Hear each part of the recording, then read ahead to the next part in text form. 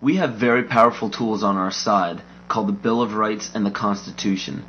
These documents state that no government can deprive us of our natural rights. So how is it happening? You must understand that the elite group controlling our government, our educational system, agriculture, and media are also in control of our free enterprise. Free enterprise is our economic system or our means of production, privately owned and operated for personal benefit. Free enterprise cannot legally be taxed unless it volunteers itself. The reason why income tax seems inescapable is because most every job on the planet requires you to sign a number of documents with fancy wording stating that you are agreeing to be a representative of a corporation or entity. What all this means is simply that when you sign working papers, which are required by pretty much every employer that you apply to, you are waiving your rights as a natural person protected under the Constitution and agreeing to represent an artificial person that is not protected under the Constitution. It's difficult to avoid because if you do not sign the document waiving your rights, you won't get the job. So why does every employer voluntarily pay taxes, which leads to the requirement of those documents? Because without doing so, the business loses all state and federal benefits provided to private or commercial business. And furthermore, most people simply accept the mistruth that income tax is required by law without investigating it. When your name is presented on a document with the first letter of your first and last name capitalized, it represents capitis diminutia minima, which occurs when a man's family relations alone were changed. It's a minimal loss of rights. When your last name appears in capital letters, it represents capitis diminutia media, which occurs when a man loses his rights of citizenship but not his rights to liberty. This means you can be fined and penalized but not enslaved or imprisoned. But when your entire name is capitalized on any document, it represents capitis diminutia maxima, which states that a man's condition changes from freedom to bondage. All rights of citizenship and family rights are surrendered. This means you can be fined, imprisoned, and enslaved in any amount for any duration at the whim of the state's suggestion. But it is important to note that if you do not legally bind yourself to these documents stating that you waive your rights and represent a corporation, you do not have to attend any court. There are two kinds of law on the earth, as I've said. One is called civil law, which is the law of the land, and one is called maritime admiralty, which is called the law of water. The maritime admiralty is banking law. So consequently, the corporation and government and people who want to control you, they create a second you, and that second you that they control, that they created, is all capital letters. Check it out. Anytime you get a bill, you get a lawsuit, you get a fine, a ticket, somebody sends you a bill from the Department of Water and Power, check it out on your driver's license, on your Social Security card, on your insurance cards.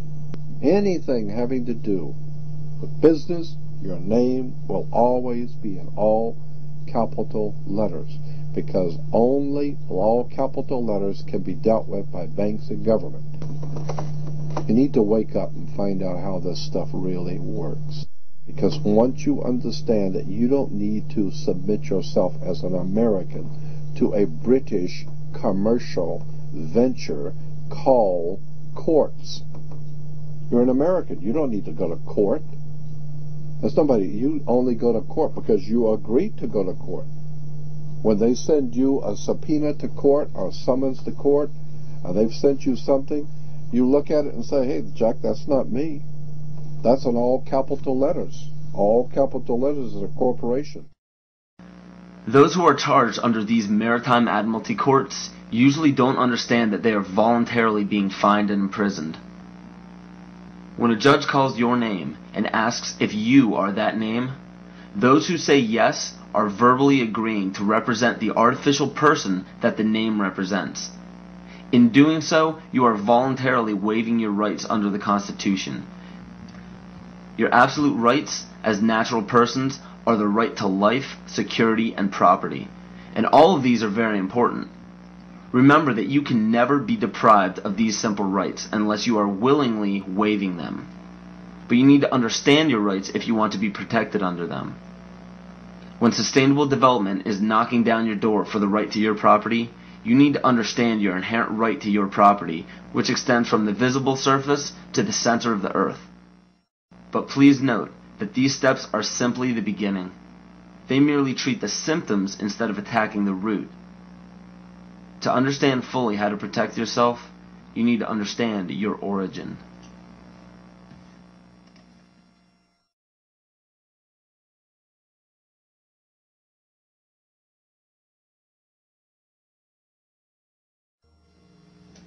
The true history of this planet has been stifled from the top down. Since the inception of monotheism and the ridicule as well as outlaw in specific cultures of all pagan religions and practices, a lie has been forced upon all civilizations. You have to wonder why powerful empires were threatened enough by paganism to make the practice of such religions punishable by death. This threat didn't end during the Roman Empire. Take a look at how the founders of America, by mandate of Great Britain, wiped out Native American tribes indiscriminately. Great Britain has also shown some of the most brutal forms of genocide in Africa, India, New Zealand, New Guinea, and many other locations in which pagan tribes still existed. East Timor suffered from one of the most brutal genocides in all of history and was fueled by the United Nations and the United States funding during the Carter administration. Ford and Kissinger visited Jakarta, I think it was December 5th. We know that they had requested that Indonesia delay the invasion until after they left because it would be too embarrassing. And within hours, I think, after they left, the invasion took place on December 7th. What happened on December 7th in 1975 is just one of the great evil deeds of history. Early in the morning, bombs began dropping on Dili. The number of troops that invaded Dili that day almost outnumbered the entire population of the town. And for 2 or 3 weeks, they just killed people.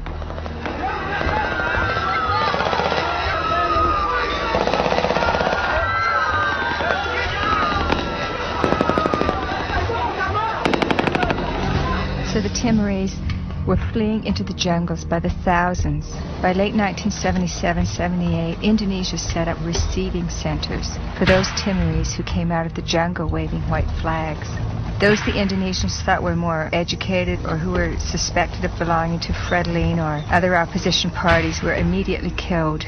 They took women aside and flew them off to Dili in helicopters for use by the Indonesian soldiers. They killed children and babies. But in those days, their main strategy and their main weapon was starvation. By 1978, it was approaching really genocidal levels. The church and other sources estimated about 200,000 people killed. The U.S. backed it all the way. The U.S. provided 90% of the arms. Right after the invasion, arms shipments were stepped up. When the Indonesians actually began to run out of arms in 1978, the Carter administration moved in and increased arms sales, and other Western countries did the same. Canada, England, Holland, and everybody who could make a buck was in there trying to make sure they could kill more Timorese. Most people do not understand how colors, shapes, catchwords and phrases, and biological timings are all used as talismans to affect humanity on an emotional and spiritual level. Colors are used hypnotically in every news channel and corporate advertisement. Fast food chains typically use vibrant reds, yellows, and whites in their restaurants to cause the customers to feel hurried and restless. This helps the customers filter in and out quicker to make for more customers.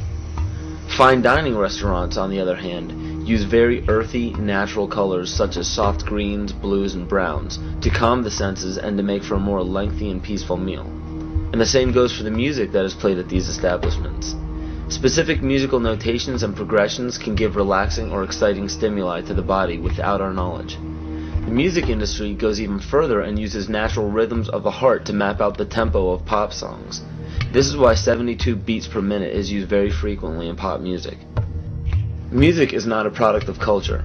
In 1986, the National Academy of Science found that infants prefer consonant sounds such as perfect fifths rather than dissonant ones.